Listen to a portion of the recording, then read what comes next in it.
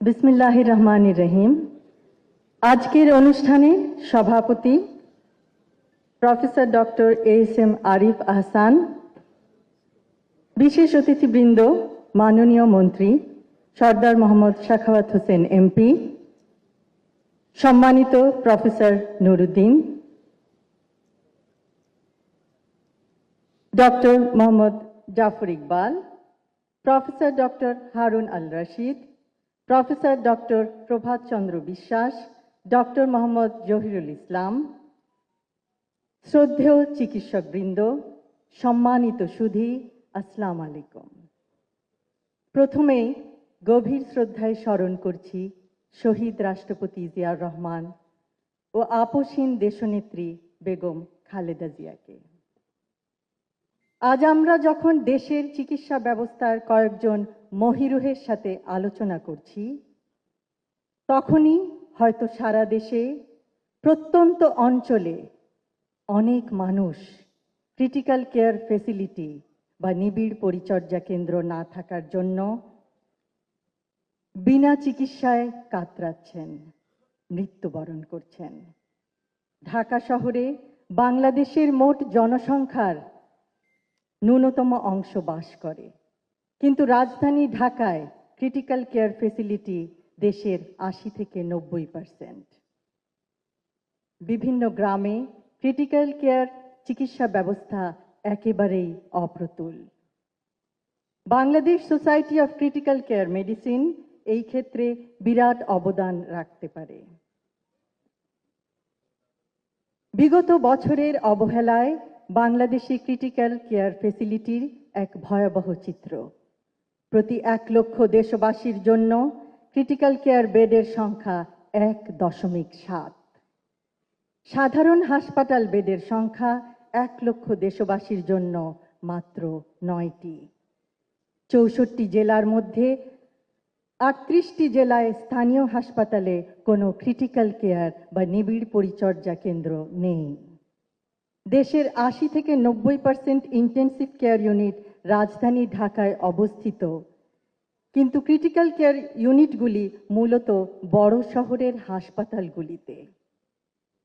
আমাদের ৬৮ থেকে ৭০% দেশবাসী বাস করে গ্রামাঞ্চলে। তাহলে তারা কিভাবে ক্রিটিক্যাল কেয়ারের মতো সেবা পাবে?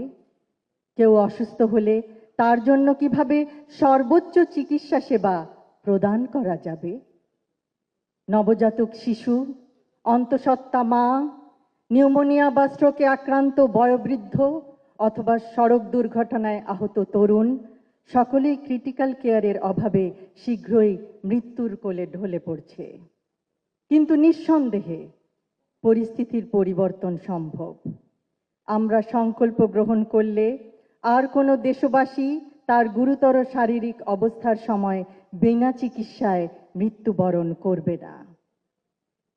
সকলে একসাথে কাজ করার মাধ্যমে, সুষ্ঠু পরিকল্পনা বাস্তবায়নের মাধ্যমে ক্রিটিক্যাল কেয়ার ইউনিটের সংখ্যা বাড়ানো সম্ভব। ক্রিটিক্যাল কেয়ার ইউনিট কম থাকায় কিছু ক্ষেত্রে চিকিৎসকবৃন্দ নিরুপায় হয়ে পড়েন। উপরন্তু দেশে স্পেশালিস্ট ইন্টেন্সিভিস্টদের সংখ্যা কম। অ্যানেস্থেটিস্ট, কার্ডিওলজিস্ট, নিউরোলজিস্ট অনেক ক্ষেত্রে ক্রিটিক্যাল কেয়ারের দায়িত্বে থাকেন।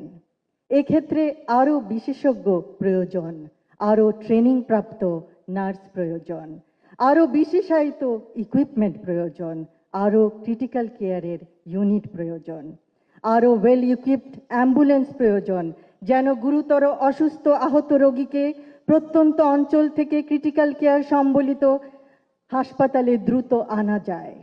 শুধুমাত্র তাহলেই আমরা আরও বেশি সংখ্যক রোগীকে ক্রিটিক্যাল কেয়ার ইউনিটে চিকিৎসা প্রদান করতে পারব। দেশ হিসেবে আমরা জনসংখ্যায় বিশাল, কিন্তু সামর্থ্য সীমিত।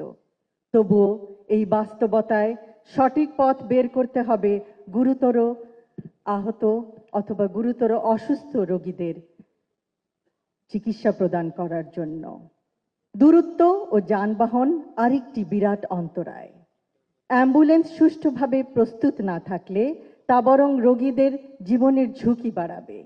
প্রত্যন্ত গ্রামাঞ্চলে ক্রিটিক্যাল ক্রিটিক্যাল কেয়ার প্রদান করতে না পারলেও অন্তত প্রপারলি ইকুইপড অ্যাম্বুলেন্স দ্বারা রোগীদের সদর হাসপাতালে আনা যায়। সদর হাসপাতালগুলিতে ক্রিটিক্যাল কেয়ার ইউনিট নিশ্চিত করা হলে নিশ্চয়ই পরিস্থিতির উন্নতি সম্ভব। আশা করব আগামীতে ক্রিটিক্যাল কেয়ার চিকিৎসা সেবার অভাবে মৃত্যুর হার যেন আর বেড়ে না যায়।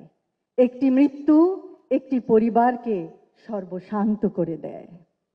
আজ Bangladesh society of critical care মেডিসিনের 2026-এর ন্যাশনাল কনফারেন্সে আমাকে আমন্ত্রণ জানানোর জন্য আমি এই সোসাইটির সকল সদস্যকে আন্তরিক ধন্যবাদ জানাচ্ছি। ধন্যবাদ জানাচ্ছি তাদের মানবিকতা ও কঠোর পরিশ্রমের জন্য। সুষ্ঠু ব্যবস্থা অনেক স্থানে না থাকলেও চিকিৎসক ভাই ও বোনেরা অক্লান্ত পরিশ্রমের দ্বারা অপরিসীম নিষ্ঠায় দেশের নিবিড় পরিচর্যা বা ক্রিটিক্যাল কেয়ার সেবা দিয়ে সুস্থ করে তুলছেন, পরিবারের আশার আলো হয়ে দাঁড়াচ্ছেন। পরিবারগুলির প্রিয়জনদের পাশে শেষ